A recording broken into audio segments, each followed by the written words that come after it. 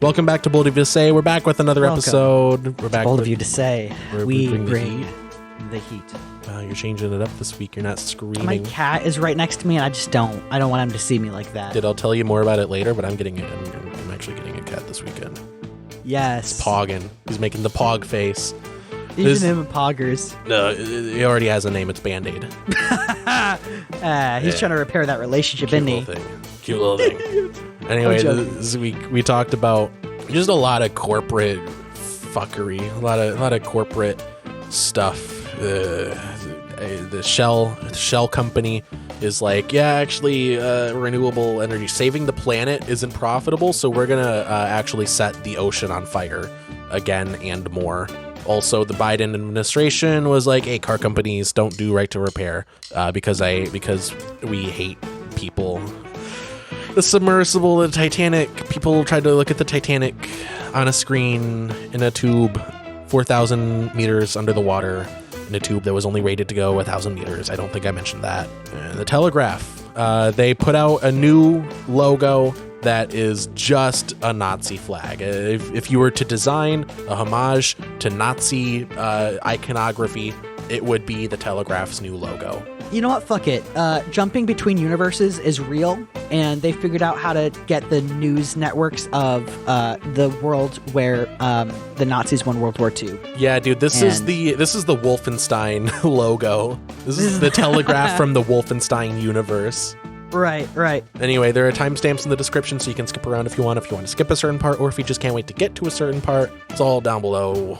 Use it if you want, or don't. This week for the movie that we talked about Indiana Jones and the time that I tried to arrest a mobster, but I didn't. And also I learned how to play the blues. Indiana Jones, jazz. the time I realized that nothing fucking matters. Indiana Jones, and that's all of them. that's every single Indiana Jones anything. So it turns out Indiana Jones is a slow learner.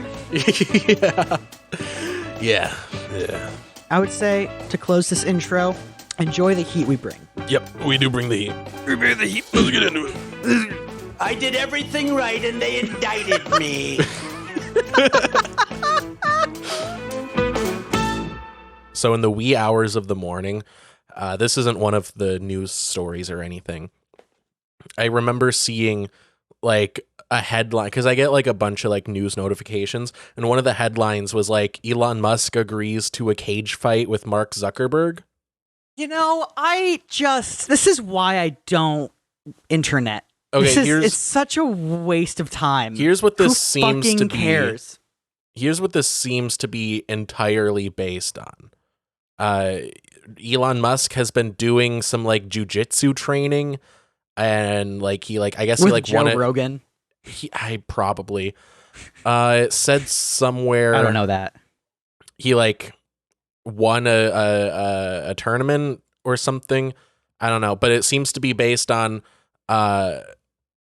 someone was like, oh, what if these guys were to fight, and then he was like, yeah, okay, sure, like, yeah, I'm down. Yeah, I'll do that.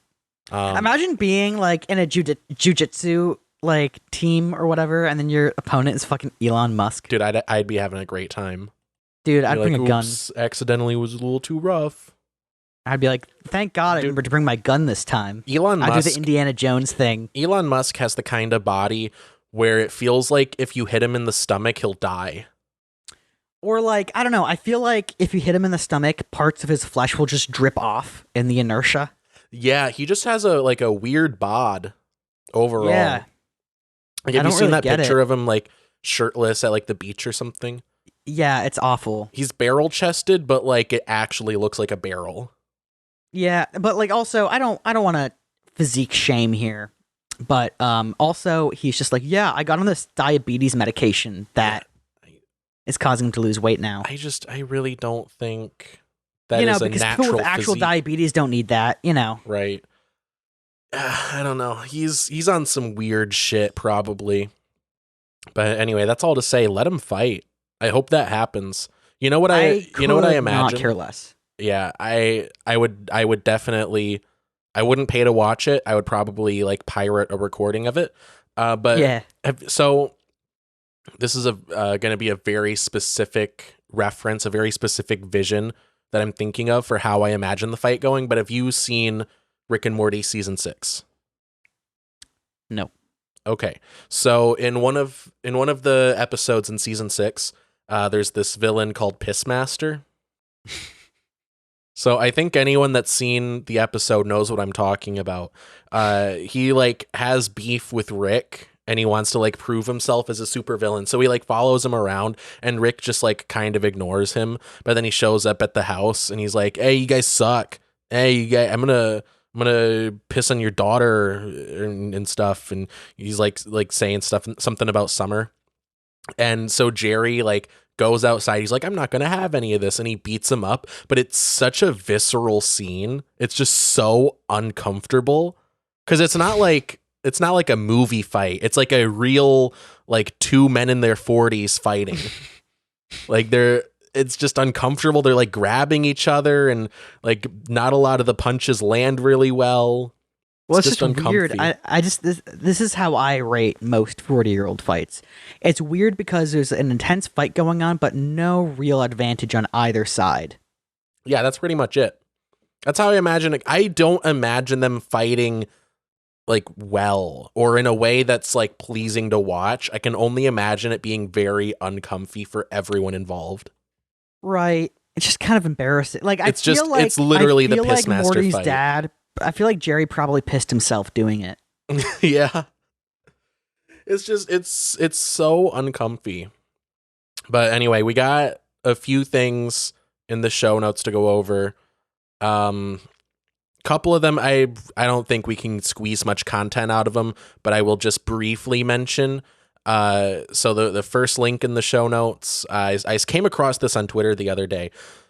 Someone on Twitter posted a screenshot of the headline for an article that says Black Marxist scholar who supports reparations finds out she descends from slave owner, thinking that's like an own, thinking that they're like, oh yeah, you know, this Black Marxist scholar is such a hypocrite, you know, for wanting reparations despite being descended from a slave owner. And like everyone piled on, like, why is she the descendant of a slave owner? What course of events do you think led to that? Historically, you could be a freed black man or woman and buy slaves. I mean, clearly what happened here is a slave owner raped his slave and had a baby with that slave. Maybe. Mayhaps. Like that's just what happened. And that is clearly the most likely scenario here. So that's really not the own that this person thinks this is. I just want to point out real quick. Whenever we think about slavery in the Roman Empire, we're like, oh yeah, that was a long time ago.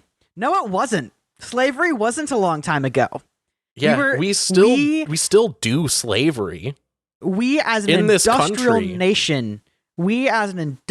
nation actively supported slavery and fought a war about it. Yeah, I just find that sometimes I just like when you put that back into perspective, it's like shit. I mean, we still have slavery. It's prison labor now. The 13th Amendment, is it the 13th or 14th? Either way, it doesn't ban slavery. It says slavery is like banned except for as a punishment for a crime. So we didn't even get rid of slavery. So as slavery is as recent as right now. Well, I would say we definitely ended the private institution of slavery. I mean, it's still a private private prisons are a thing now, and they have basically slavery rings. But I digress. Yeah, that's all that I really had to say about this particular tweet. Just come on, what are we doing here? What is this? You're embarrassing yourself. Think before you tweet. The next thing, it's just a brief Philip DeFranco thing that I saw on TikTok. You know how Trump gave his speech where he was like, they indicted me, even though I did everything right. I want to unleash or debut a new sound pad. I did everything right and they indicted me. I love Is that actually That's him? that's what he's. Have you not heard this? I've been hearing it so much for the past week. You know what? So here's what I do, and this is, I think, an explanation as to why I'm so surprised. Whenever I'm watching the news, I'm usually eating. And I'm like probably like half focused on my food and half focused on the news. So that probably just slipped, and I was like, okay. It really sounds like Trump doing a Trump impression. It sounds like he got like what is it? Like bronchitis. Yeah. Jamie, can we roll that back real quick? I did everything right and they indicted me.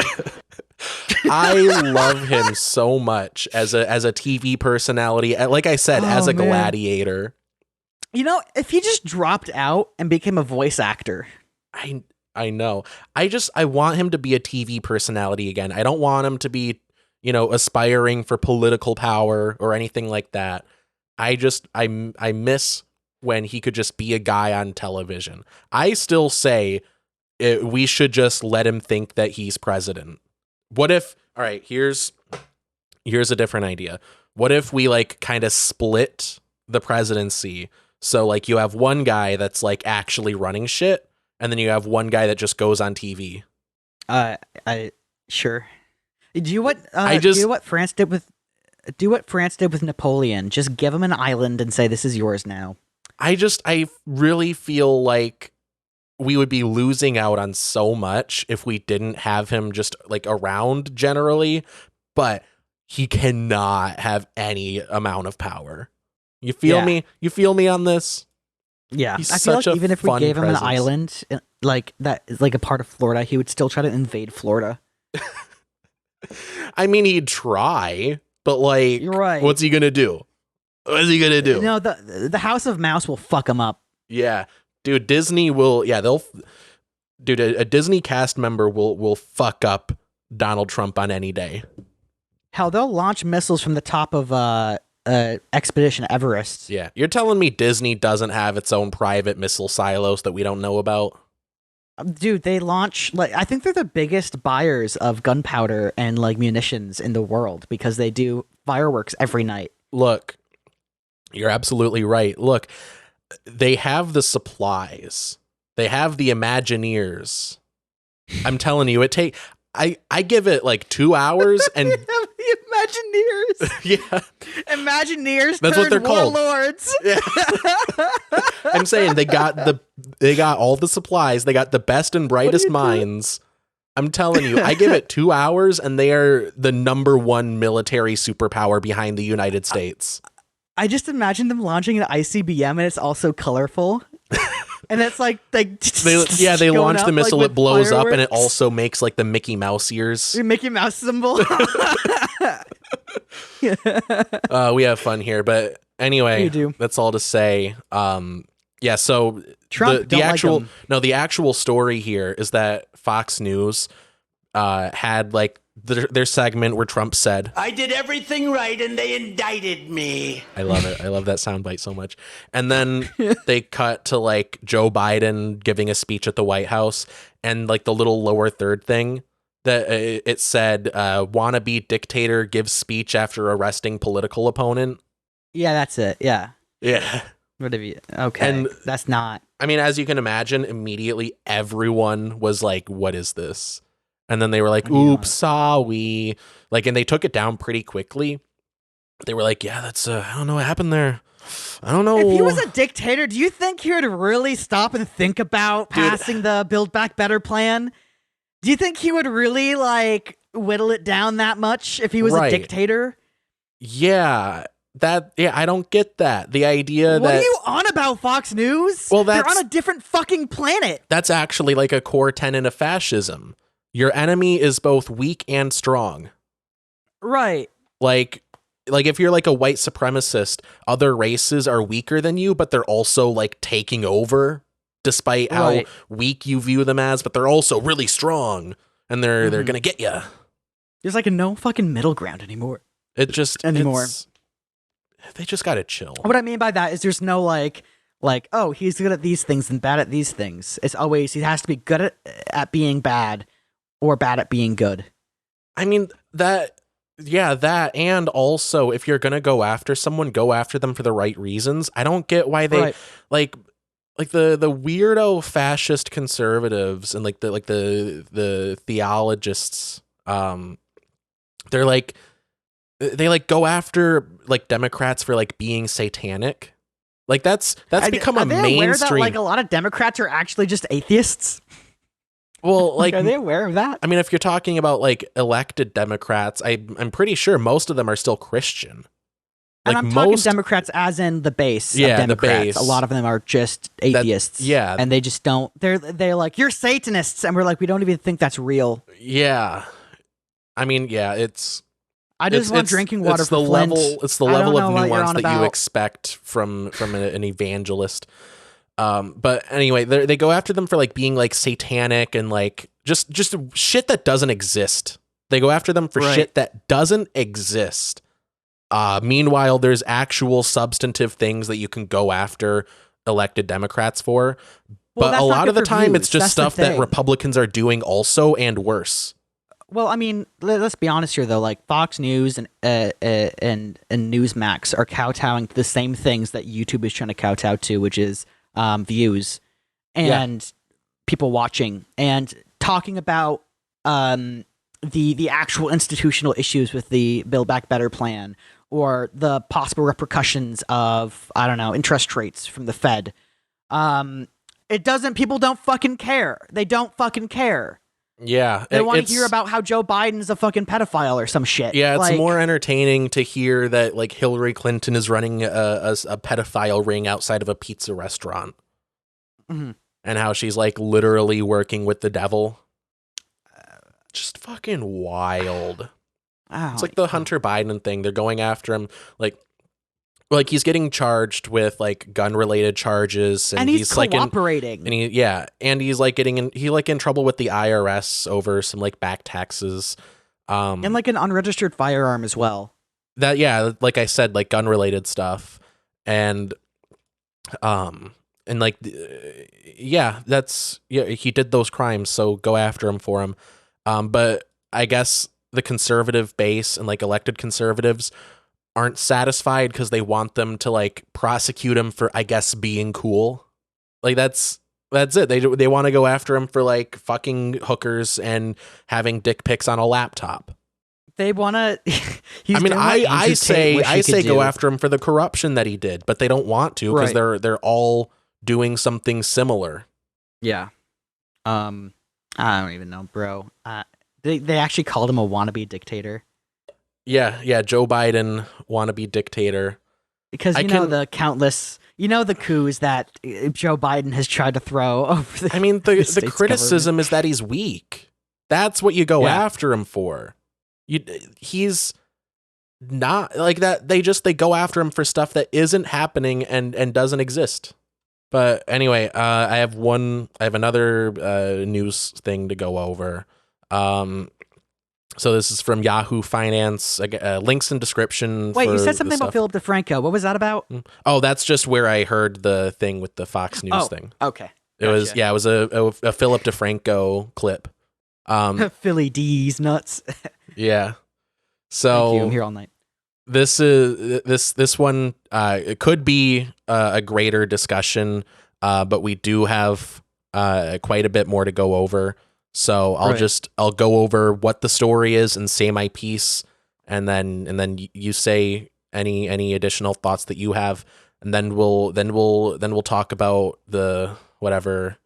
We can talk about the Titanic thing or the right to repair thing or whatever we want. But anyway, so this is from Yahoo Finance exclusive. Shell pivots back to oil to win over investors. Source, and then it looks like it just cuts off. Whatever. I mean, I do have it like in a weird window. Oh, sources, something. Oh, I guess that's just from sources. Anyway, the gist of it, from what I have skimmed so far, I haven't had a lot of time to really go over this one in depth, but the gist of it seems to be their renewable ventures haven't really been working out financially. Like they're not getting the kind of growth that they want, and they're not making the kind of profit that they want, or that shareholders want, I should say. So they're going to up oil production. And it just from the first paragraph, it says Shell will keep oil output steady or slightly higher into 2030 as part of CEO Wales Sawan's efforts to regain investor confidence as the energy giant wrestles with poor returns from renewables while oil and gas profits are booming, company sources said. There's more to read if you want to, on your own time, read through this and learn about this particular story. But I can I say something real quick? Yeah, say something. Fucking investors are worried about this fake currency that is worth something because everyone says it's worth something. Right. Meanwhile, they're just destroying the fucking rock they live on. Yeah. I mean, the only thing that I really have to say about this is just the world will not be saved by capitalism. That economic model that we cling to is actively leading to the downfall of our species and the planet. Oh, can I also mention something else that's kind of dumb that local governments are doing? Yeah. Even if you have solar panels, they're still charging you for the electricity or they're either not giving you money back for the electricity you're contributing to the grid, while also charging you for the electricity you use. They used to pay you for the electricity you put into the grid, and now they're changing that. Yeah, it used to be which if you have fucking bullshit. Yeah, it used to be that if you have like solar panels or like a wind turbine at your house or anything like that, anything that like generates power, along those lines, you could sell it back to the electrical grid and get some money out of it, like you said. But yeah, that just it turns out private energy companies don't like that. Yeah. So I guess the actionable they're not piece, making enough money. Yeah, the actionable piece here, I guess, is like Ann Arbor, for instance, is like a lot of people in town are working towards getting like a public like energy thing going instead of relying on DTE because DTE sucks because private energy companies suck. So if you have any local organizing going on around that, see what you can do to contribute. That's the actionable piece of this segment. But yeah, that's the problem with privatizing vital industries like this, because anything that we need that also happens to conflict with what shareholders want, we're just not going to get what we need, Like if we need to switch away from fossil fuels, since it's a private industry, they're just not going to do it if they can't make more money from it. Well, they'll try to kneecap the democratic systems that we have in order to maintain their dominance over energy production. Yeah, through lobbying, which sucks, and we've talked extensively about that. Which, by the way, I don't think is like entirely bad, but it cannot at many times be bad. Yeah, I mean, in this instance, electricity, energy being a private industry is just, in my opinion, pretty transparently the wrong way to do it. I think at least from my perspective, from where I'm looking, it seems like maybe it might be a good idea to nationalize industries like this that are vital to us continuing to exist. And because we can't have it just driven by the profit motive. Well, it's silly too because a lot of these industries, at least on the local level, are already state or at least county run. Mm-hmm. So, like for instance, sewage already done by the city, water already done by the city, waste collection and disposal already done by the city. Yeah, right. That's already paid for. And the issue with privatizing a lot of these things is that they inherently aren't profitable. Exactly. And it will continuously lead to not only the government paying these people to do this operation, but also paying more so that they can make a profit. Yeah. Yeah, that's similar to like how like people want to like capitalists, like people that are like ANCAPs, people that are like into the free market want to get rid of the post office because they're like, it doesn't make money. It's like, yeah, that's why we have it. Because it's not a profitable thing unless you charge like an arm and a leg for it. So there are trade-offs, though. So, for instance, when you privatize things like trash collection, usually waste disposal workers get paid more, but their benefits aren't great. Yeah. Versus with the state, where they don't get as great pay, but they get amazing benefits, like pensions, for instance, which are basically extinct at this point. Yeah. So, I can't tell cities how to vote, but it just seems like maintaining these systems under the state or city budget would be better. Yeah. If you're not, entirely convinced that energy should be, nationalized, or, if that word scares you, rolled into the city budget, however you want to phrase it. If you aren't entirely convinced, the thought experiment that I like to do is just pretend that it's already nationalized and just think about, what if we privatized it? Would that be better? Probably fucking not. What if we privatized it with the state? What if we privatized it with the state? Yeah, just say that. Yeah. Just say that. Guys, we got to get rid of corporate communism. We got to get rid of corporate communism. I love that. Guys, I'm trying to make a list of corporations to boycott. Which one should I do? Oh yeah, unfortunately, they're all communist. They're all Marxist at this point. So you got to, boycott all corporations. I will mention, though, that's like not entirely incorrect, because if you look at corruption inside of a lot of the main historically socialist countries, for instance, the USSR, and currently to an extent in China and North Korea, corruption is rife. Like, yeah. Yeah, I just love the term corporate communism because it's the most glaring example of an oxymoron. Right. But yeah, like you're saying, yeah, we got to get it out of the corporate Marxists' hands, and we need to get it into the hands of the people. We need to privatize it for the people. Is it weird how much sense that makes? It makes sense because it makes sense. It makes sense to nationalize industries like that. But yeah, like, pretend that we already have like universal healthcare like every other industrialized major country in the world. How much sense would it make to say, no, you got to pay more as an individual for shittier healthcare? Also, your cancer treatment isn't covered. Or like, imagine the company that wants to do your trash disposal saying, yeah, that'll cost you more, and the people working for us won't get great benefits either. Yeah. And yeah, also, exactly. When it's really bad weather out, we won't even bother. Right. Yeah, because at the end of the day, a private company, their only obligation is to make money for themselves and or their shareholders. Right. But anyway, I'm glad that we came to more agreement than I expected on that. So the only reason, I more agree with that in terms of like waste collection, like waste collection, i.e. trash and plumbing, being run through the cities, because those have been historically and unanimously shown to be better run through the state. And also, like, they're generally not profitable, so why would you want to privatize that? Right. What point would there be to privatize that? Yeah. Yeah, and I think the same goes for energy. It's something that, like, we're not living in, like, 1900 anymore.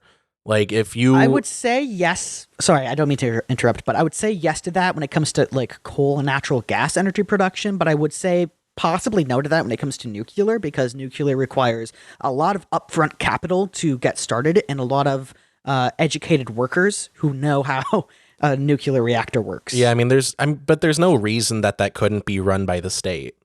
I mean, who has more upfront capital than the state?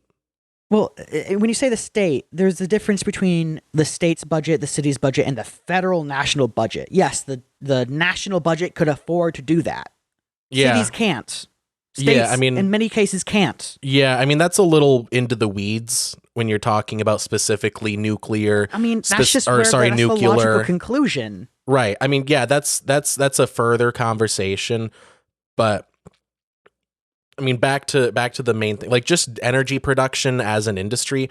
I mean, yeah, asterisk, nuclear, different story.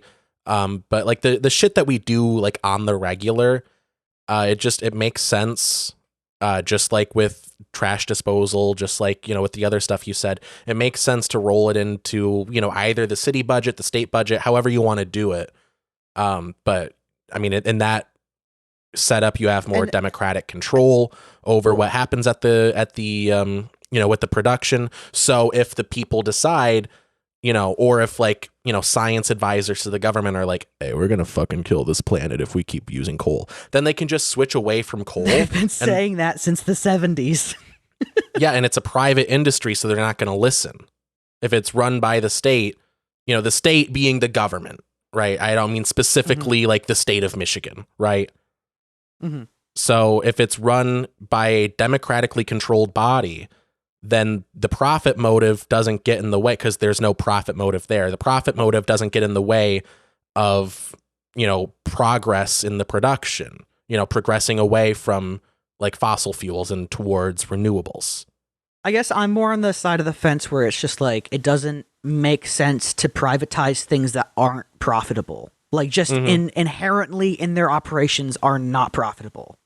Yeah. Like collecting trash and putting them in a landfill. Like that, like where's the profit there? Well, even if it is profitable, why do we let a private company profit off of that? It's not like you can just choose to go without trash disposal. So they're gonna price gouge. I mean, yeah. Like for instance, NASA and the US military have dealt with that price gouging issue. Because I took a class about local and state government operations, and I forget exactly why they sometimes choose to go like the private route, and usually it has to do with the corporation that's in charge quoting a lower number than what the city's spending. Mm-hmm. But the thing is, what I think is not always strategically thought about is that quote is often changed. Yeah. It's like, we can do it. We can do it for this amount. Ooh, actually, it's going to be a bit more. Oops. Ooh, actually, sorry. Ooh, we're actually going to charge more than our competitor. And you're in a 50-year contract with us now, so that single screw will be $150,000. Right. Yeah. And if you dare go to anyone else, we'll count that as a violation of the contract. Yeah, fucking wild. And sue the state. Anyway, along similar lines, I have an article from Vice. I have done a bit more research than the Shell thing, and a bit more since we last talked about it over the phone. So this is from Vice.com. Biden administration tells car companies to ignore right to repair law people overwhelmingly voted for. So in Massachusetts, this was I believe in 2020, they voted in a new, sort of an update to an older law. So in 2013, Massachusetts passed a law that said that car manufacturers have to open up their repair and diagnostic stuff. So quoting the article, in 2013, Massachusetts passed a law requiring car manufacturers to make parts and diagnostic tools available to independent auto shops and consumers. So basically they couldn't keep the manual from you. They couldn't say actually, we're not going to show you, the schematics to whatever, change the battery, whatever, stuff like that. And that particular law, the specific wording of it had to do with the port that's used. So in cars, if you've, taken your car to the shop, you've probably seen them plug a little thing into it, on the driver's side. Yeah, a diagnostic computer thing, yeah. Yeah, I think it's it says here, the ODB2 port. So that was how they phrased it in the 2013 law. And then through sort of a general agreement between manufacturers, they were okay, yeah, we'll do, something similar to this law in every state. And it got kind of standardized. But the thing is, since that law specifically says that they have to, let you access that data through that port, they just stopped putting that port in cars. Yeah. So now it's all wireless. And now in, I believe, 2020, in 2020, they updated it. So they expanded the language to include wireless tools. So you don't have to plug it specifically into that port.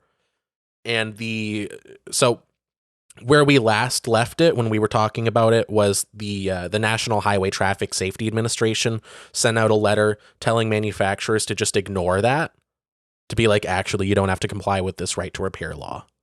So the reason for that is that there's another law called the Safety Act, and I don't know the specifics of it, but they're arguing that this new law conflicts with the Safety Act, which broadly speaking is meant to protect against like hacking.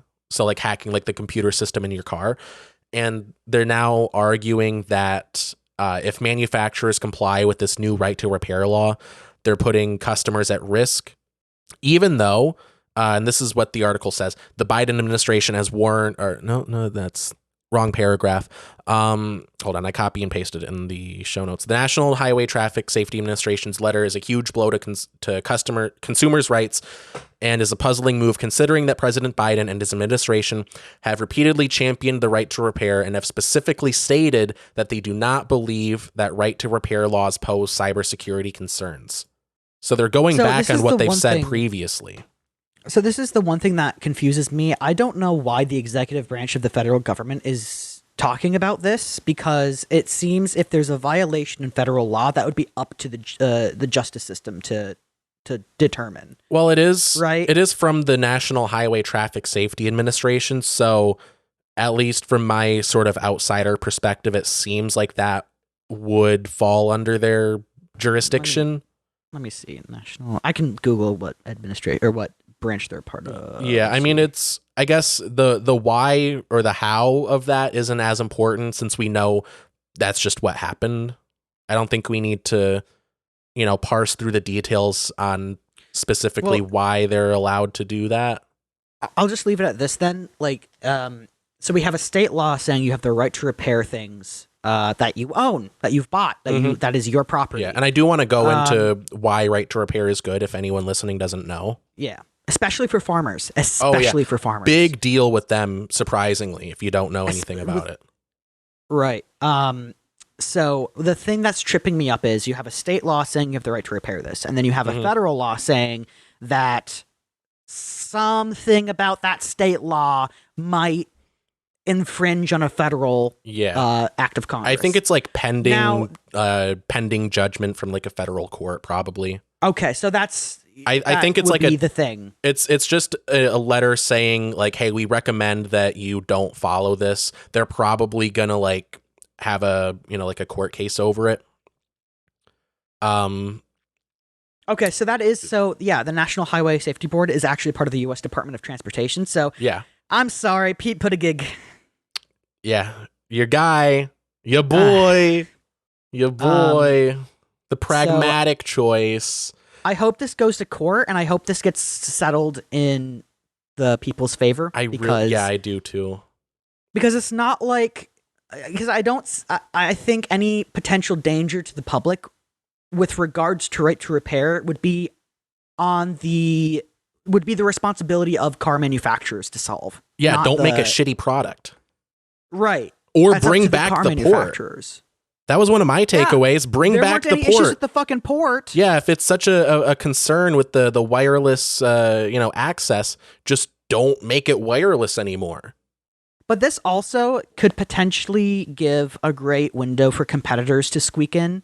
So you could just have a car company that's just like, hi, we make a car that works, might not be as quality as these other cars in terms of like luxury, but you can fix it and it does its job.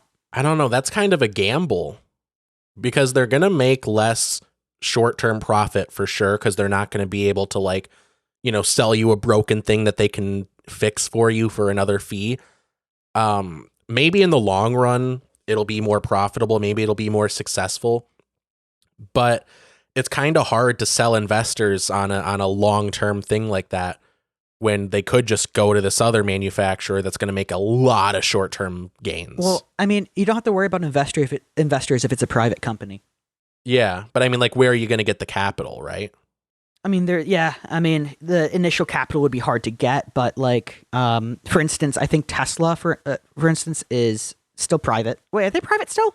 I think they're public. They have a stock price, so they're publicly traded, right? I mean, if they have stock to buy, can you use Tesla as a public? So it's a public company. Never mind. So it used to be private, and then they were, and then they got on the stock market. I mean, so Tesla being public is the whole reason Elon Musk was able to buy Twitter, isn't it? I'm unsure because he used Tesla. He used a combination of SpaceX and Tesla stock as like collateral to get the money to buy Twitter, from what I remember. Right. But that's neither here nor there. I think jumping back onto my train of thought, I think the next thing I was going to say is, I see this as sort of a failure of the administration if they are able to successfully take this law down, because they're going back on their own word, saying that they're going to support right to repair, saying that there aren't any cybersecurity concerns, and that's the general consensus that I've gotten. That seems to be the consensus among experts, that there's no real security concern, or there's no extraordinary security concern with this kind of thing, with allowing third-party companies and consumers access to this, these diagnostic tools. It's strange too, because like if you're talking about like diagnostic tools being used to fuck with your car enough that it poses a threat to the public, then why don't you just use technology that's not connected with the car, that's not integrated? Yeah, I mean, these are all very recent, very avoidable problems, if they are problems. We don't need like the parking brake to be controlled by a computer. We don't need all of this stuff to be computerized and be like, run by a logic board. So here's a funny thing. I occasionally drive a 1967 Volkswagen Beetle that has no computer technology. I mean, it has like the occasional like fucking breaker or the occasional fuse, but that's like rudimentary. I mean, that's not computers. Right. But you know what I use when I don't know where to go in the car? I just pull out my phone. Yeah. And I look up the directions. Yeah. I mean, I like modern conveniences. I like Android Auto. I would not, if I could avoid it, I would not switch to a car that doesn't have Android Auto. Right. It's just the kind of thing that you can't go back on. Or if you have an iPhone, Apple CarPlay. Right. I just wish it didn't come with all of this extra bullshit. I wish it didn't come with also you can't get your car repaired by another third-party company.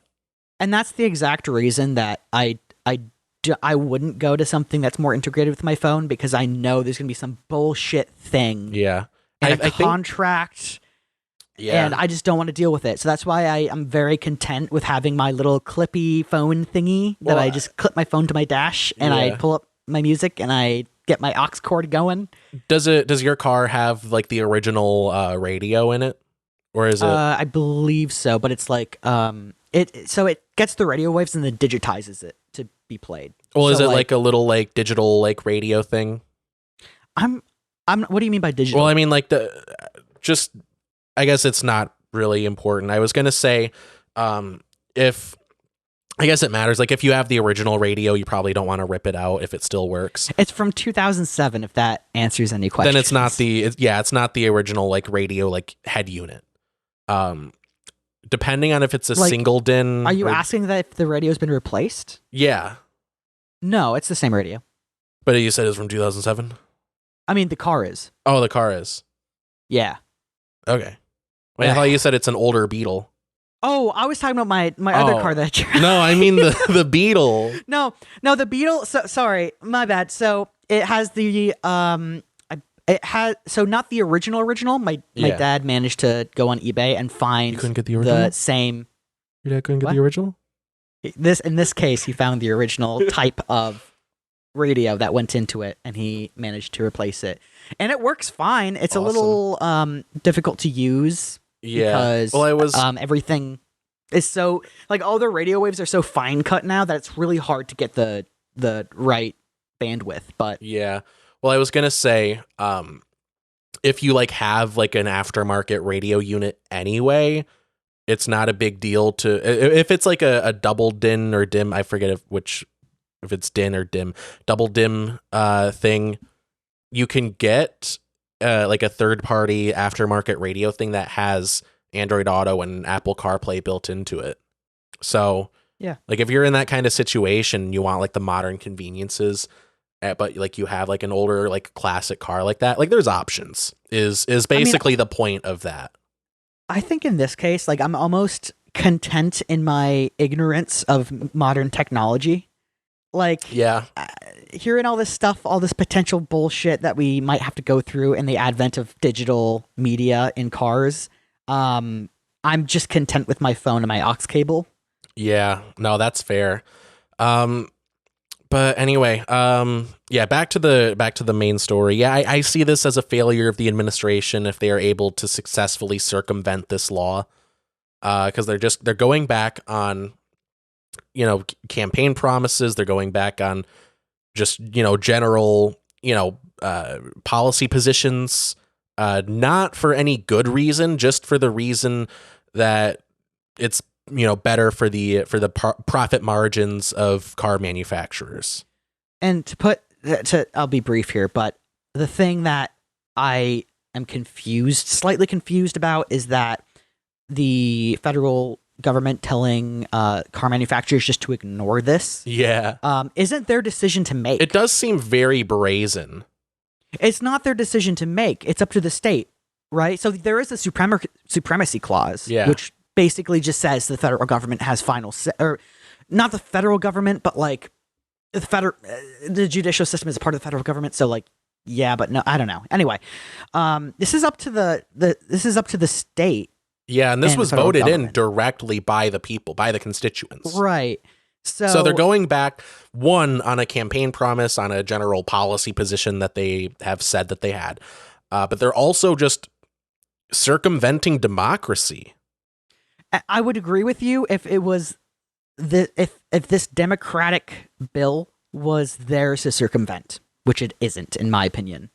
I hope this gets settled in the court system. I hope that the state, if this becomes like a big fucking issue, I hope that the state that passed this law ends up suing the federal government. Yeah. And saying you can't circumvent this. This is up to the courts to determine if this other bill that you passed is in violation. Yeah, they're probably, I mean, how many federal judges do you think are that tech savvy? Because they're making the argument that like, oh, consumers should have choices with who they go to, get repairs done. But, it's just, we don't want it to pose an unnecessary risk. And I think, and it's not about the risks that are involved. It's about whether or not the federal government even has the right to tell car manufacturers to ignore this law. Right. I could see it playing out, this way. Like they make the argument that like, yeah, we gotta do this, but like, not this way, not in a way that is too much of a security risk. And I could see that convincing federal judges to be like, yeah, maybe they don't necessarily. I mean, I think, I don't know. I'm not an expert. Either they say, yeah, they have the jurisdiction and you can ignore the law, or they say they don't have the jurisdiction, but, since there is the safety risk, we got to like put this law on hold. Now, because they don't know shit. Expert, they're all obviously. old. They're all dinosaurs. I don't think this decision will be made on whether or not right to repair is a technological risk to national security. I think it'll be determined. Well, not national security, more like individual safety. That's right, where they're like, making the argument. I don't think that this case would be judged on whether or not this is a safety risk, but whether or not the federal government has the right to tell car manufacturers to ignore this. Yeah. I mean, I think... Which I don't think they do. I think... But I'm not a legal expert. That's the issue. Yeah. It seems like, since it is the National Highway Traffic Safety Administration, since it is like right up their alley, it seems like they can be like, in special circumstances, they can be like, hey, this law... it was passed, but there's this concern here, whatever. So until, pending litigation, pending investigation, continue business as usual. It seems like that's not outside of their purview, but I guess I don't think we know enough to say either way, I guess, is where I'll leave that particular concern. But briefly before we move on, I want to go over why right to repair is such a. I think we've already kind of covered it, but it's honestly kind of a no-brainer. It is a no-brainer. It's a pretty, like I said, it's a pretty good litmus test to see if someone is actually like on the side of average people, because it's the kind of thing that it's like, yeah, you should be able to get your iPhone fixed by a company other than Apple, who's going to charge you $1,000 to like fix a broken screen. But also, if you apply this to anything else, like, for instance, if you buy a mug that you really like and then you break that mug and a manufacturer says you legally cannot glue that mug together, you have to buy a new one. Yeah. Or they say, like, actually, the technology in that mug will not allow you to go to a third-party mug repair shop. Or what we if put a little hammer, computer in it that makes it explode if you dare open it. Right. But I will plug. I will plug Louis Rossmann on YouTube. If you haven't seen him, he does a lot of coverage on right to repair stuff. I'm gonna just real quick. I'm gonna paste a link to that in recommendations, so I remember to put it in the description. But yeah, he's a great resource on that. But anyway, that's all to say. Continue with what you were saying. Yeah. So this is especially important for like farmers, because they have, like, for instance, John Deere is a big violator of, I wouldn't say violator, but a big. Well, they're a violator of the principle.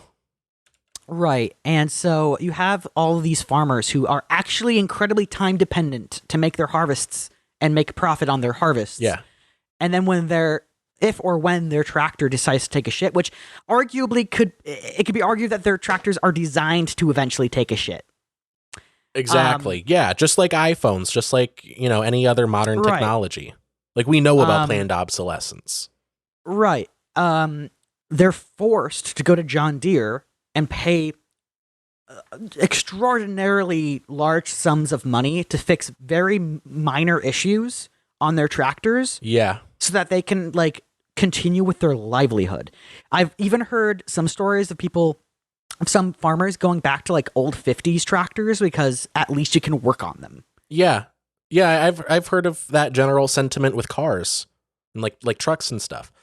And real quick, another quick plug. RM Brown just did a video about this very story that we're talking about. And he goes into some detail. You know the thing.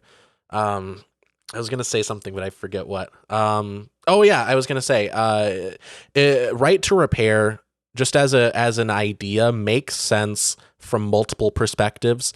If you're like a leftist or like a socialist, like it is just good for consumers. It is good for people that don't want to go back to this, mega corporation that's gonna price gouge them. Like if you have that kind of consciousness about you.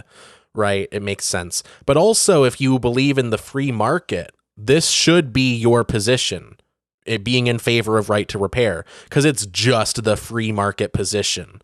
Why should a manufacturer be allowed to stifle competition like that? Well, also, if you just believe in personal ownership of something. Yeah, right? personal ownership, personal liberty. Exactly. Why aren't you allowed to fix it? Yeah. It should be, in my opinion, it should be illegal for any manufacturer of a product. If you're not like leasing it from them, it should be illegal for them to have any clause in a contract that says you cannot legally fix this on your own. You have to come back to us. Oh, I just remembered. I was going to say, so circling back to what you said about like a car manufacturer, like a possible competitor swooping in and being like, hey, you buy the car, it's your car, you can repair it wherever you want. So along those lines, I think it's a bit easier in like the sort of like tech space, like laptops, phones and stuff, because there's less upfront capital needed, because it's pretty obviously cheaper to manufacture a laptop than it is a car, right? So there's a company called Framework. Their whole thing is they make like modular laptops, and you can like pretty easily swap out parts, which is a big deal. Like it's a big first for laptops because they've historically been very like closed off, just because it's hard to standardize parts for something that miniaturized and that compact. It's not like desktops where you can just swap out whatever part you want. But Anyway, that's all to say, yeah, that kind of thing is possible and it should be done. And I think it is more morally correct. I would also say that I'm actually a little scared that even a big corporation that already exists will take advantage of this. Like, for instance, Amazon might just make a car that's just easy to repair. I doubt that they would, but yeah, possibly. I mean, they have the capital. They have the capital, but I just don't believe Amazon is that kind of company. I mean, they originally sold books. Yeah, well, I mean, they're not the kind of company that would, like, take this kind of stance. I'm not saying they're not the kind of company to manufacture cars. I'm saying they're not the kind that would do it in that kind of, ethical way. Fair enough. But the other thing is they could sell these affordable parts on Amazon. Yeah. Yeah. I mean, then we just kind of run back into the same issue where what if they say, oh, we're not going to let you, sell this as a retailer, right? We're not going to. Or oh, by the way, you're only leasing these parts from us. When they break, send them back and we will send you a replacement. Yeah. Yeah. It just seems like we would be going back to the original issue. For shipping. Yeah. Right. The worst trend that I've noticed is things moving towards a subscription model, especially hardware moving towards a subscription model. Like it's just transparently shitty. But well, I remember my first encounter with something like that was in high school with AutoCAD, which is computer aided design. Mm-hmm. I thought you could just like $50 buy AutoCAD and there you go. Oh, no, is it like $50 a month? Well, I actually ended up getting like a school discount.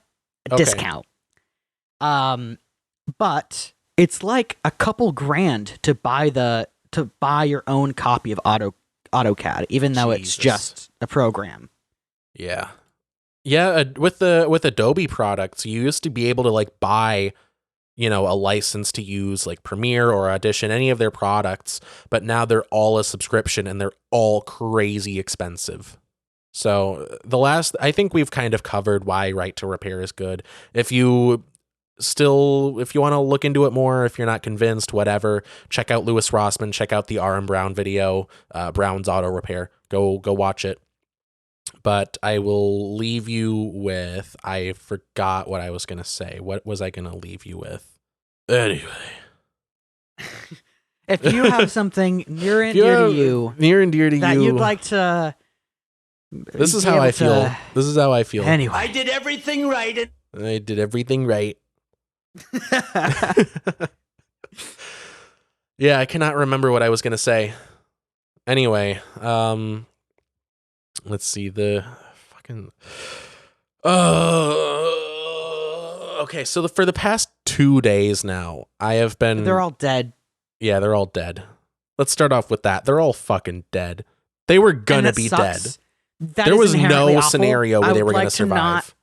I'd like to not have any idea in the audience's mind that I think that's in any way a good thing. It's obviously terrible that they passed away. I think it's morally neutral at best. I think any death that is accidental in this sense, accidental and technically very gruesome, is objectively awful. Yeah. So my condolences to everyone who is connected to this. So since we've already been going for a little while, and since I've kind of had the same conversation dozens of times in the last couple days, just talking to people about this whole Titanic submersible thing, I guess we don't need to relitigate the details. We don't need to go over like the particulars. Like, yeah, it's a shitty tube. It was like welded together with like camping supplies, controlled by a Logitech game controller. I saw like conflicting information about what they were able to look at the Titanic through. It was either a very small shitty window or a shitty camera going to a monitor. It was a digital camera thing. Yeah, so they're not even seeing the Titanic. But anyway, yeah, so my takeaway is time is a flat circle. Nietzsche was correct. He was really on. I think there are only a handful of historical events that just recycle Nietzsche have ya. Every what? Red Nietzsche have ya. I don't know what you're saying. I'm saying red Nietzsche I thought you were have you. like the color. Question mark. No. Yeah. No, I haven't had the pleasure, but I just know the one quote, time is a flat circle. I really think we just have a handful of historical events that just recycle themselves every 100 years or so. Oh, actually, a new development from the Washington Post about this. Navy sensors heard underwater implosion of Titan submersible days ago. Unofficial. So they've been dead. Or officials say. So, I mean, I get it that in search and rescue, you always have to keep hope that maybe you could find them, but they heard a boom. I don't like how much, I mean, I don't know how much money has gone into the search, but just the idea that they signed up for this, they paid $250,000 a piece to go into this very improvised tube to die. That's what they did. They went in there to die. And no, objectively not. Objectively not, yeah. But like, they went into that tube. They paid to die. They did not, actually. They paid to go see the Titanic that they thought they would be able to see with the submersible. I mean, you'd have to be pretty thick to think that thing was going to make it. Well, with lack of expertise, anything can look plausible, right? So I don't know. I mean, I feel bad for them. I don't separate suffering in that way of like, oh, if you're rich, you therefore experience suffering differently. It's just no one would appreciate being drowned, suffocated, and crushed to death simultaneously. Yeah. Nearly 4 kilometers below the water. Well, if it makes you feel any better, they were crushed way before they would have a chance to drown. Yeah. Presumably. Yeah. So. Yeah, I don't think it's a good thing that they died. I don't wish this kind of thing on anyone. I just really feel like I've said before, talking to you, I really feel like it's just a prime example of fuck around and find out. You know, and like I feel bad on right. like a human level. Like I don't wish suffering on anyone, but it's hard to feel bad for someone when they set themselves up for this colossal of a failure. And I agree with you to the extent of like, yeah, fuck around, find out. That's how exploration works. But I think it's also human nature to want to go to extreme places and explore. Sure, but this isn't just a normal example of exploration. Right, they paid for it, right? They paid $500,000 each to go down and see the Titanic. Well, I mean, just beyond that, I mean, how much do you know about like the production of this submersible? It was pretty shit. It was pretty shit. But again, it was pretty shit. It was really shit. But I wouldn't expect anyone buying a ticket to know that, especially when the company itself was trying to keep it a hush hush. Yeah. So that's why I feel bad for them. They have my unlimited sympathy. I think it's human nature to want to go to extreme places and explore. There's always the possibility of fuck around and find out. Hell, numerous historical figures have learned that lesson terminally. Yeah. And, you know, I again wouldn't wish this death on anyone. It's not a good death, especially when there's, I think, a 19-year-old kid involved. It's just sad. Yeah. I hope that this company is held to responsibility for this. Especially, and this is what gets me angry, is that their CEO died in this. Yeah. And if anyone deserves to have the full force of responsibility placed on them, it's their CEO. Mm-hmm.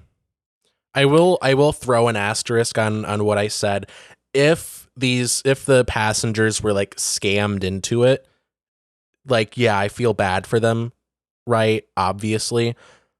But from my limited perspective, all signs are pointing towards they could kind of see how like shoddy this thing was, just how improvised it was.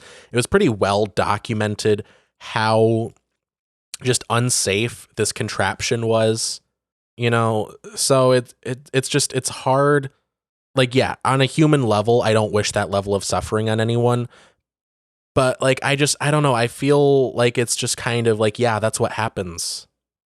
And so I see like what you said about exploration is valid. Like, I would love to go to space, but if someone offered to put me in a catapult and you know launch me into the stratosphere for $250,000, exosphere. You understand how that you understand how that goes beyond the human desire to explore. Like that's just it's negligence. And especially if you're taking your kid with you, that is another level of negligence. But that's why they paid $500,000 so they wouldn't have to care. I guess. I think they were fleeced. These people were ripped off.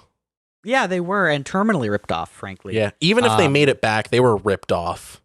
But I will hold the view in this case that lack of expertise will make anything seem safe. Especially but given I just feel like you look at it and you know.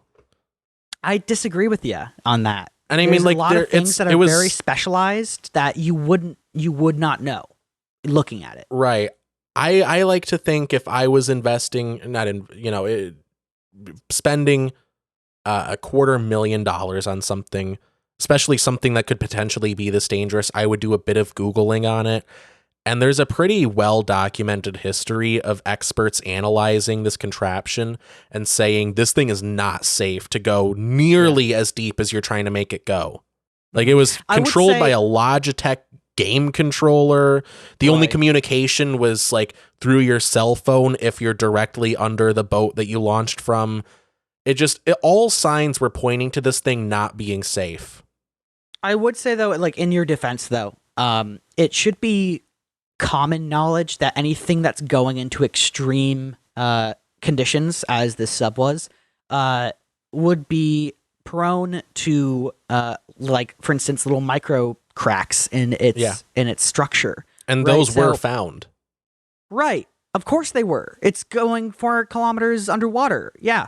And I would say to a certain extent, it's the consumer's responsibility to be like, hey, how do you refurbish this? Yeah. What is your exact process of making sure that these micro cracks don't end up with a catastrophic failure in pressure? I don't know how Googleable it was, but there was documentation from experts showing that this thing was not, like they did not trust this thing. The Expedition Unknown guy, the guy from that show, was offered a trip in this thing and he turned it down because he knew it was completely unsafe and there was a likely chance that he wasn't going to make it back. However, he did have an entire TV channel of lawyers and experts to research for them and make sure, because ultimately if that guy died, like going down, it's on the network's fucking dime. Yeah, but if you're a billionaire and you have $250,000 to just blow on something like this, I feel like you have not the same resources, but you have, a similar, sort of caliber of resources to just do a little bit of checking into this company and a little bit of checking into this invention. But we've gone over that. It's feel bad for him, don't feel bad for him, whatever. I will say I have a new business venture that I would like to announce. I am now offering trips to the sun. It'll cost $500,000 and I will throw you into the sun and you will die. Will that be cash or card? I actually have a business venture as well. I'll give you a bed sheet, and it's like a free trip down the Grand Canyon. So all you have to do is jump and catch as much air as you can, and you'll be fine on the way down. Well, I'm reminded of two things. One, trust me, I've thunk hard about this. Yeah, I'm reminded of, first of all, the original Titanic. How everyone in its design and operation just completely ignored safety. The guy, the CEO, the owner of this company, OceanGate, he said something to the effect of "safety is overrated." Publicly, that's a public quote attributed to him. That's the I first would red not flag. trust that guy as a consumer. Fucking excuse me? Yeah. What? So the second thing that I'm reminded of is a quote that you've brought up on numerous occasions, from one Joseph Stalin, who you love. I have many criticisms of, but you love Stalin as you've When did I said. say that I love Stalin? That one time. Anyway, from the quote from the guy that you to love. any future employers, I've never said that. To any future employers, everything I say on Stalin this show once is mostly said, a joke. If you have any questions, reach out to me. if you try to kill a capitalist, or if you try to if you want to hang a capitalist, they'll sell you the rope. In this case, they bought the rope. They bought the rope. And they were like, let me help you get that around my neck. Yeah, you want maybe a little tighter, I feel like you think? To an extent, they may have even told them the neck size. But yeah. They did it to themselves. It's like this is a little bit of a lewd, gross example, but it's like hearing that someone got mauled by a lion. Like, yeah, you feel bad for him, but then you find out they tried to fuck that lion in the ass. Like, yeah, that's what happens. You got, I'm just gonna. The logical thing has happened here. I'm gonna leave it with this.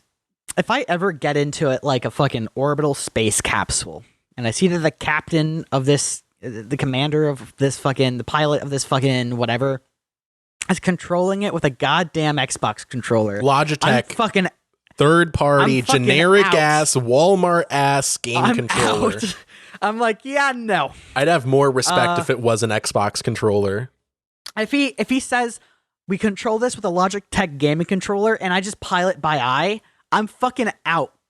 Yeah. Yeah. Anyway, we have 2 more stories to go through. I'm thinking since we're about an hour 16 in, if you want, we can shelf it and go over it next week. We got the Telegraph new logo, fucking Nazi flag, and the Secret Invasion intro used AI art, and people are upset. If either of those sound particularly like you really want to cover it now, we can. I can cover the first one now. The Telegraph thing?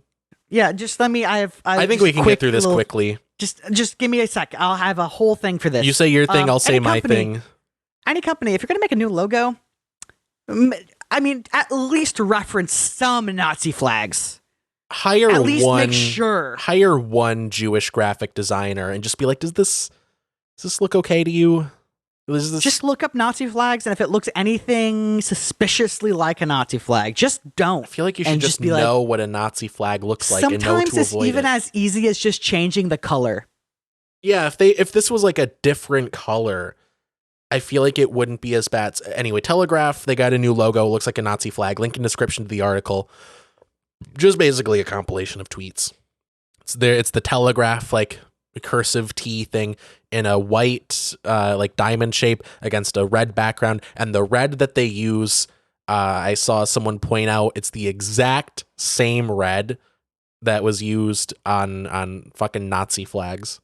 But the thing that really gets me is not just that this happened, it's that this happened after the New York Times put out a crossword puzzle that is just a swastika. Honestly, how does this keep happening? How do newspapers keep accidentally doing Nazi shit? Also, I do have one addendum to the submersible thing that we can get to, unless you, after you have any closing thoughts on the Telegraph thing. Yeah. Actually, I don't think it's just simple. Yeah, like it's such a simple. It's dead simple. Just don't do Nazi shit. Like, go to a college and just be like, hey, does this look like anything bad? And pay up. Like, give them a fucking Chipotle gift card for anyone who is just like, yeah, that kind of looks like the Nazi flag. Yeah, I mean, they're saving your ass. Like, come the fuck on. It's not that hard. Right. So. The fuck, dude. Like. Yeah. What I want to add to the Titan submersible thing is, and I wish I had brought this up in the segment because I don't like circling back to stuff like this. But anyway, someone posted a screenshot, and I do have this linked in the show notes. It's the link labeled ChatGPT saves the day if you want to read along with me. Someone posted a screenshot replying to the New York Times' tweet about the story. Someone said, I asked ChatGPT for a plan and it said, 1, assess the situation. 2, coordinate rescue resources. 3, deploy rescue vessels. 4, implement a rescue plan. 5, execute the rescue operation. They should try doing that or something close to it. End quote. Well, I think the main issue that the Navy, like the U.S. Coast Guard and multiple other countries were having was just figuring out where the fuck it went. Yeah. This guy is like, I asked the robot, and the robot said, what if you rescued the sub? No, don't worry. I was texting my CFO. It's fine. The idea that you would tweet this, thinking that it's like helpful, when really the advice is just, yeah, come up with a plan and do it. Like they didn't think of, oh, what if we rescued them? Like they didn't think of that. You know what it makes me feel like? You know what it makes me feel like, Gavin? Does it make you feel like you're taking crazy pills? I'm taking crazy pills. Anyway, that is all that I have to say about the Titan thing. Anyway, next week we can get to the Secret Invasion AI stuff. It'll still be relevant, I hope. The show is an ongoing series, so hopefully this does not completely leave the news cycle before we can milk some content out of it. Anyway, we watched a movie this week. Gavin, we watched Indiana Jones and the time that did I ever tell you about when I was in Chicago in 1920 and I learned jazz from Sidney, what's his name? And I met, my friend Ernest Hemingway, and we solved a murder, and I learned how to play the blues. Yeah, I met Louis Armstrong. Yeah. Yeah. And we went to the moon. Yeah. And then I became a different ping pong. Then I became a ping pong champion after serving in Vietnam. Yeah. And then, yeah, that's the I title. started a shrimp company. I think what made this movie suffer is how long the title is. I just went over we the whole thing. Like we didn't went over the whole thing. Like, I don't even. Okay. So we watched the Young Indiana Jones, Adventures of Young Indiana Jones and the Mystery of the Blues. I'm gonna spoil the ending real quick because I thought it was the dumbest fucking ending. I told you it's a stupid ending. Are you fucking shitting me here? He just blows on the fucking mini horn and his snow falls and it collapses. Not only collapses on them, the snow not only collapses on them, it collapses in such a way that the little peace pipe or whatever that the dude was holding is sticking out of the snow. Yeah. Perfectly waist height for Indy to grab. I thought you were talking about how they didn't end up arresting that guy. They spent half the movie investigating. Well, I mean, I don't expect a bunch of college students to do that. But like, it was setting them up for that kind of thing. And then it was just like, yeah, they didn't do it because, as we all know, Al Capone operated for another 8 years. Well, it explains a lot about how Indy operates because I feel like that situation really solidified with him that nothing fucking matters. Yeah. I feel like that's what I feel like that happened. And that's why when they're like, yeah, the Nazis are after the Ark of the Covenant, he's like, yes, so what? Yeah. And they're like, we're willing to pay you money to go find it first. And he's like, sure. Yeah. I will say, yeah, I do. I think this is the only one that I've actually watched out of the Young Indiana Jones Chronicles. But they're all canon, actually, if you believe it or not. They are all canon. They're not like, oh yeah, we did this thing in the 90s, but it doesn't contribute to the main story. Like, no, it is. It's canon. And I love that. Because like just watching the movies proper, you can have the little memory in the back of your head, like, remember when this guy learned the blues? And I think that fleshes out the character in such a fun, enjoyable way, just conceptually. I don't know. I just kind of found the whole thing to be. Also, they're using slang that was like only around in the 80s and 90s. Yeah, because this was made in the 90s. Don't be such a square. Don't be such a square. And not one square person was around says, in the 50s. It took place in the 90s, or it took place in the 20s, Alex. I mean, it was probably around in the 20s too, but I know that it was in the 50s. No, they would be calling you a J. They'd be like, yes, stupid J. And they'd be saying the N-word a lot more. Yeah, you're right. Yeah. My main criticism is they don't use enough racial slurs. This edutainment direct-to-video movie that was meant to be played in classrooms. I don't know. I saw this and I was just like, when's he gonna shoot Nazis? And I was like, oh wait, Nazis don't exist yet. Right. Yeah, you gotta keep in mind this isn't like an Indiana Jones movie. This is very much a side story. This is very much Well, like also- did you know that when I was young, I used to play the jazz? Well, also, I didn't know that Indiana Jones served in World War One. Yeah. Yeah, So that's that's like a something. big part of these stories. They're like, They go a lot into like his service in the war and like his journey after that. Dude, they made like do find 20 of these movies. well, I do find it funny that when they're sitting to eat food at that one guy's house, he's like, "So you served?" And he's like, "Yep." And he's like, "Kill anyone? I mean, that's how a lot of conversations like that go. Did you fucking ruin someone's day?" Yeah, to put it lightly. To put it lightly. Actually, okay, I have a funny story that's not related to this movie at all. I'll make it quick. I was talking when I was still selling drugs as a pharmacy technician. I was talking to a I guy. love that you open with that. When I was selling drugs talking as a to pharmacy technician.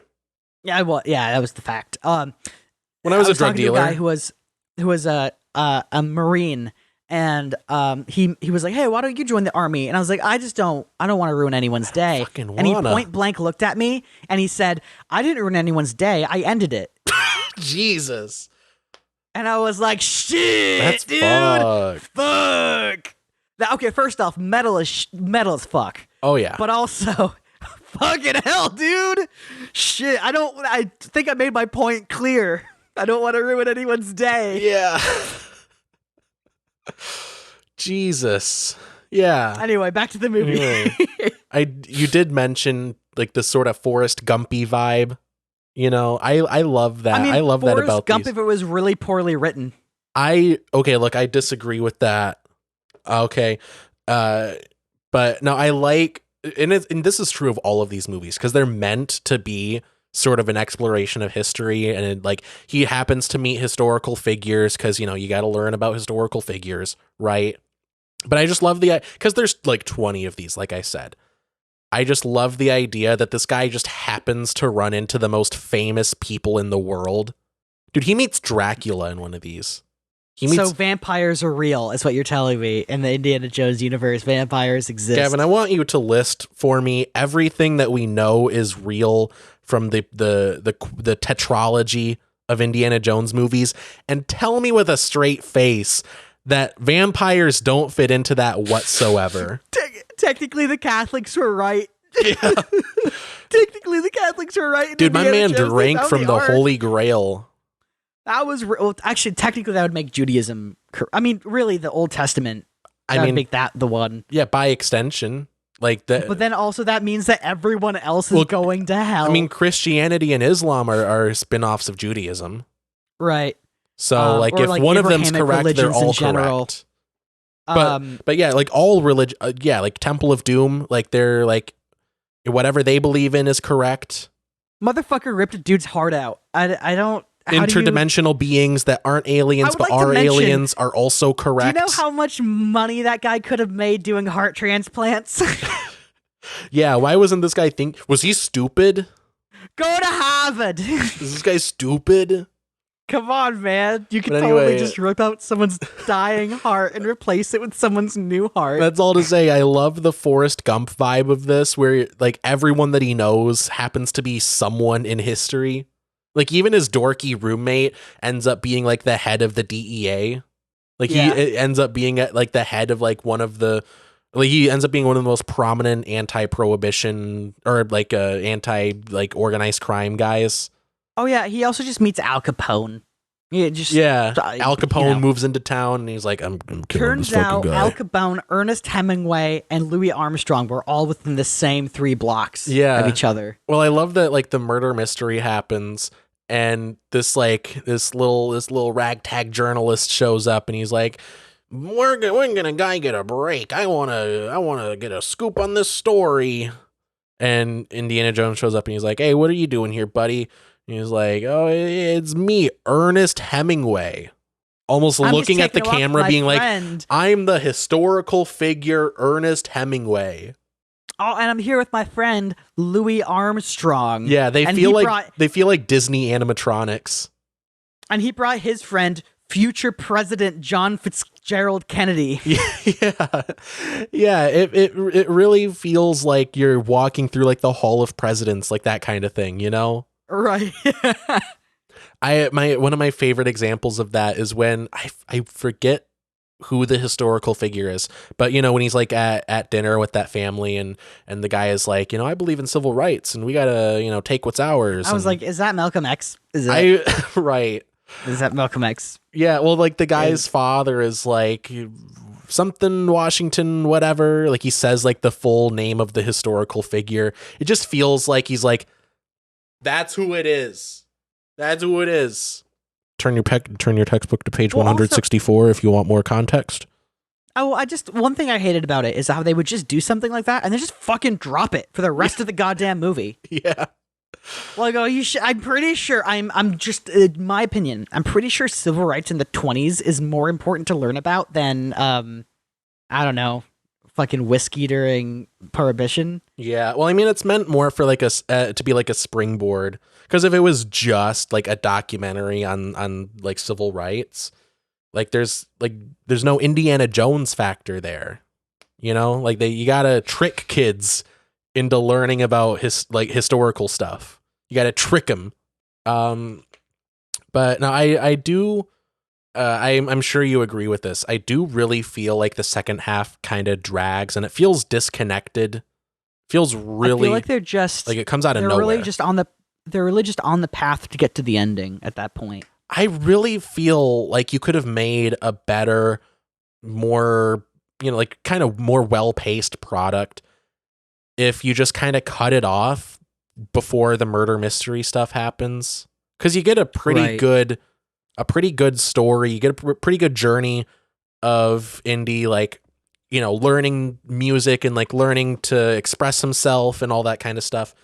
And I did want to say, like, it kind of like Sing Street, it's a good movie to like, remind yourself how to be creative, where it's like, hey, it's not about like, going by the book, you got to learn the fundamentals, but you got to put your own spin on it. You got to, put your own personality into it. Right. And also it's just, I like a thing with a lot of music in it. You just get to kind of jam out to the bangers and stuff. And I do love the idea of this being an Indiana Jones story, and it's completely unrelated to everything else in the franchise. Yeah. Like, watch Kingdom of the Crystal Skull and remember that that's the same character. I just realized too, Indiana Jones is a lot like the English Museum. It belongs in a museum. The English Museum belongs in a museum? Sorry, that is a dumb. He's a lot like African artifacts that come from a village. It belongs in a white museum.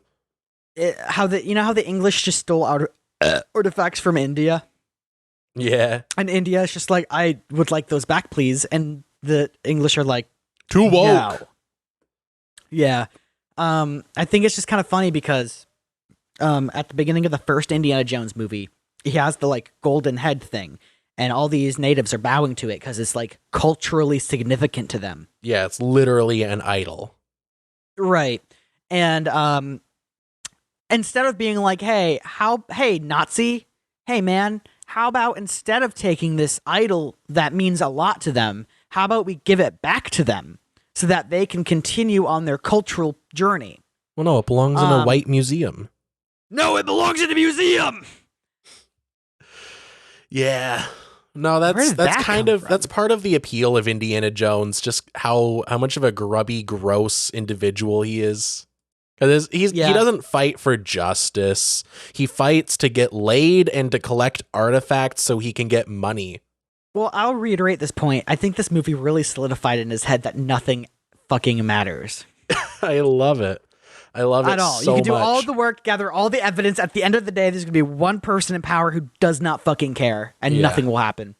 So you've made it pretty clear, much to my chagrin, that you don't like this just as a general product. But how did you feel about like the parts of the movie that were just about Indiana Jones learning jazz? I was kind of bored. Fuck you. I think we got to reconsider really this show that we do. Because one of us here has taste and the other one is you. I am devastated. I'm devastated. Are you? by the Are events you? of this Yeah. day. Yeah. I was just like, all right, he's learning how to play this instrument, and they're all like, yeah, you know how to play this instrument. I And like then that. I like it. I was like, all right, cool. Whatever. I like Yeet. that. I think this is just an It's irreconcilable not like difference. I didn't. It's avant It's not like garde. I It's like I hated said, it. it's avant It's just I garde. wasn't enthused. It didn't grab my attention. Look, I guess you're just the wrong kind of audience member for this. I think you're just I think you're the problem. Anyway, I'm gonna say Okay, best movie I'll ever. just- I wish that they would do an I'm- HD re-release of these, because I think you said earlier, like the visual quality was That'd be kind a of bad. waste of digital usage. If they don't do any of the others, I want them to do this one. But I do wish they would do like a remaster of these. But anyway, best movie ever. Just write down whatever, and I'll sign off on it. I want you to tell me if this is the best movie ever or the worst movie ever. What you say will affect our friendship. I plead the fifth. Not allowed. Well, I just This is how the movie feels. I did everything right and they indicted me. I'm they It in did that everything situation. right, and you indicted it. I'm sorry. I was just not enthused. It just didn't grab my attention the way that Indiana Jones, the cultural and theatrical fucking whatever was. I don't know how to word it correctly, but I liked the original three Indiana Jones. Well, technically, yeah, the original three Indiana Jones movies. I was going to mention The Kingdom of the Crystal Skull, but I saw that when I was like 10, and I really loved it, and now I hate it. Yeah, I think I've come to it's all right. That's what I've concluded. It's all right. So you didn't answer my question. Best movie ever or worst movie ever? Yeah. Best movie ever? No. Okay, look, this is a rare worst movie ever from you, and I am devastated. Anyway, recommendations of the week. I did not say worst movie ever. I just said it wasn't the best movie ever. Yeah, totally. You want to get to recommendations of the week? Sure. All right. Do you have any? Keychains. Everyone, get a keychain. My mom got me this keychain. Gavin. Funny enough, from Chicago. It's a Gavin, keychain. It's you from can't Chicago. It recommend says Chicago on it. keychains. Says Hey, that's says where the movie State took Street. place. Says State Street on it. Yo, we got a State Street. We got a State Street in Ann Arbor. Is that? I can't believe you got Fucking- merch from the movie. Yeah, no, I actually reached into the screen and took it out of Indy's pocket. Yeah. Globes. I would Gavin, recommend Globes. Gavin, if I like Globes. when I ask Globes if you are have nice. recommendations, Get a globe. I'm not asking you to point to things on your desk. It's like I said You with the like movie, don't joysticks? George You Glass like this. joysticks? I have this joystick and I like it. Oh fuck, that the thought entered and then immediately left my head about the whole submersible thing. The controller, it makes less sense when you consider that if you had a video game that was about navigating a submersible or anything like that, I imagine it's like Kerbal Space Program in that you don't want a regular game controller. You want like a joystick. Like a flight simulator joystick. My man couldn't drop $100 on a flight sim It setup. was $30. It was a third of that, Alex. Less than a Fucking third wild. of that. Yeah. Anyway, I finished Superman Smashes the Klan, and I actually really liked Which it. not as horny as you would think. Yeah. No, it's Gavin. He smashes them with violence, not like in a sex way. Oh. Yeah. No, it's a good story. It's a good reminder of just how shit how shit race relations have been. Racism was really bad, still is bad, and never forget, never repeat it. And a lot of the stuff that the Klans people say is very similar to what people are saying now. Right. And it's a good reminder that if you're saying It's- anything remotely similar to the sentiment expressed by the Klansmen, maybe reconsider your position. Think about it. Just think about it. Consider the following. Just think about it. Just think about it. Maybe other people are trying to make a living just like you are. Right. Yeah. It's like $10 if you want to order it on Amazon. It's a good read. I really like it. I think it's worth the read. And that's it. Oh, I recommend Melatonin. Melatonin. Yeah. Fuck it. Yeah. It's good. Don't overdo it. It's a good sleep supplement. Anyway. Also Cats.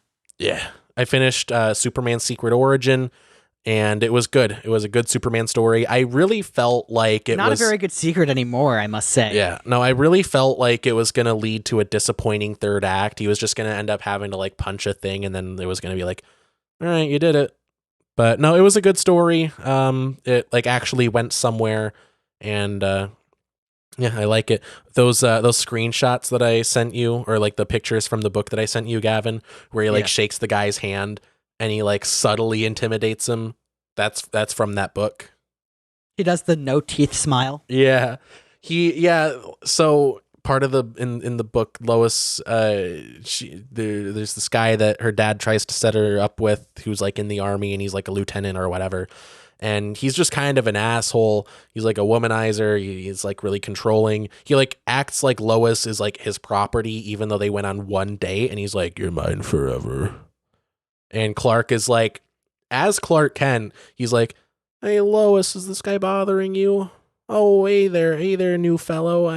Nice to meet you. I hope you enjoy the city." Like he intentionally... And he shakes his hand, and this guy like tries to do like the macho thing where he's like, "Yeah, I can crush your hand. I can squeeze your hand really hard. I bet that makes you scared, doesn't it?" And Clark is Superman, so he just kind of like does like with like 0.1% of his strength, he just does a little squeeze, just about breaks this guy's hand, while maintaining eye contact and, like you said, doing the no teeth smile.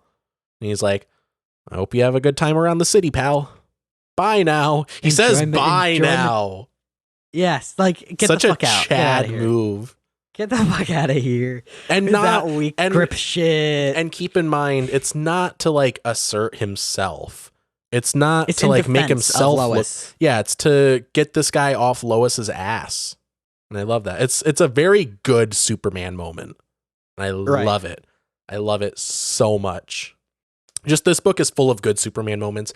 I think the writer has a pretty good understanding of the character. There's some weird creative decisions, like to set Lois apart from other adaptations and to kind of show that she's like different, They just make her kind of gross. They make her a Nazi. No, not that. They don't do that. No, they just kind of make her gross. Like she has a disgusting desk, and they do a lot of homages to the 70s and 80s movies with Christopher Reeve. She like can't fucking spell. What if this Lois Lane is a smoker? I mean, historically Lois Lane has smoked, at least in the movies. You think Superman smoked? No, I don't think it would affect him. Also, I don't think he's the kind of guy that would smoke. Oh, so I have a question. Yeah. So Kryptonite are like fragments of his home planet, correct? Yeah, and they're like irradiated. Oh, they're irradiated. Yeah, that shit's radioactive. So it wasn't always like that. No. So like when it depends on the adaptation, because they've done like his origin a lot and they've like retconned what exactly Kryptonite is quite a bit. But generally speaking, broadly speaking, Kryptonite, it's formed from fragments of Krypton, and I guess in the explosion that destroyed Krypton, it produced a lot of radiation that seeped into like the crystals, right? And it's really harmful to Superman, but I think there have been adaptations where it's also harmful to humans, just on a much lower level. And if it's pink, it makes Superman gay. That is true. There are like different colors of Kryptonite. There's like black Kryptonite that makes Superman act evil. I think that was featured in All-Star Superman. Another good book. But yeah. So your question... That's it. That's all I got. Oh, you're just asking what Kryptonite is? That's all I got, yeah. Do you want to know? I do have a fun fact about Kryptonite. Do you want to know? I don't care. No, I don't. Oh, cool. Okay. Moving on. Tell me, it's fine. So do you know the origin of Kryptonite, like how, like why and how it was written into the stories. Was it to show that Superman isn't like completely invulnerable? No, actually, because Golden Age Superman was very depowered compared to what he's been at historically. Like I've talked about before, he could only leap tall buildings in a single bound. He couldn't fly. He had super strength, but I don't think it was, to the point that he could move planets. He was just a strong guy that could like jump a lot and had like bulletproof skin. Time. Yeah. So it's not that they needed to show that he could be depowered, because he already wasn't that powerful, and it also goes against the purpose of the character. Like, it's not really about how hard he can punch. It's more about like what he represents morally. But I digress.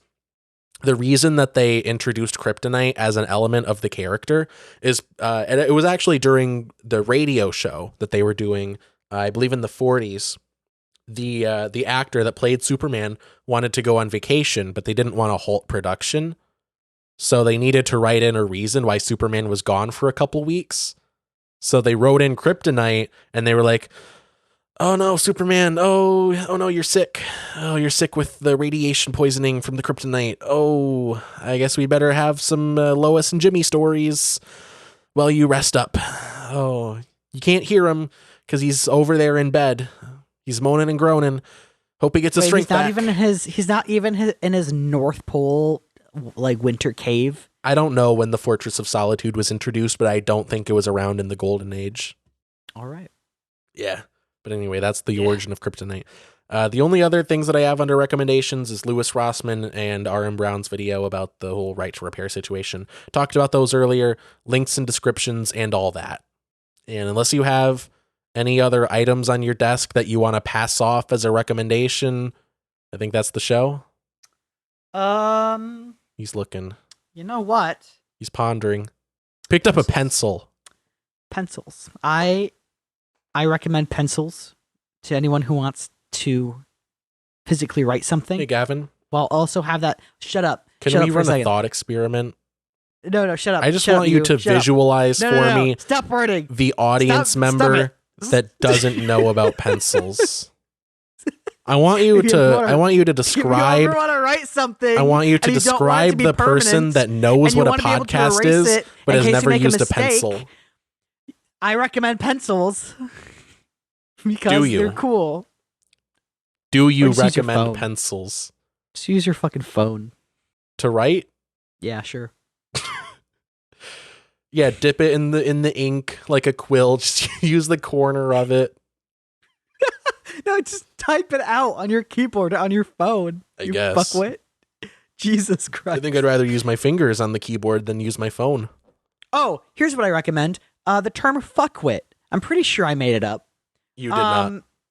I didn't? Okay. No. Well, I like it because it rolls off the tongue really well, and when someone hears it, it's just great. Are you suggesting that people use the word fuckwit?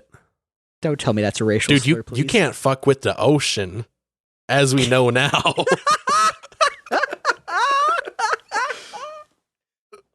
You can't fuck with it.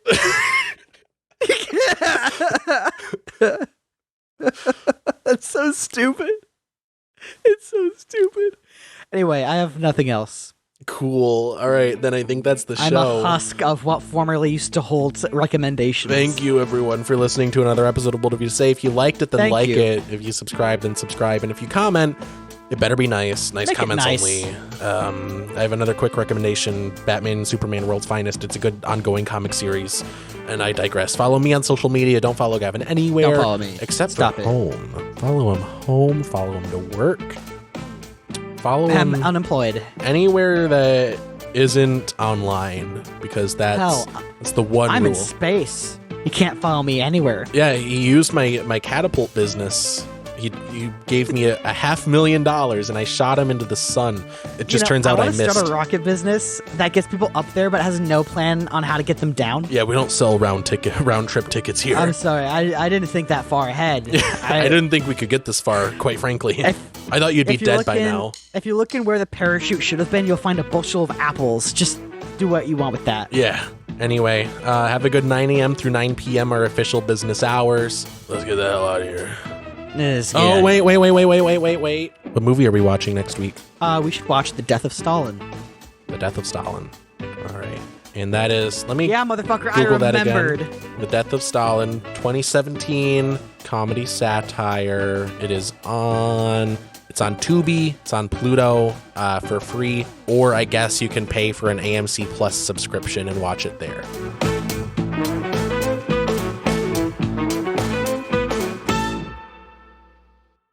Oh, my dick is throbbing.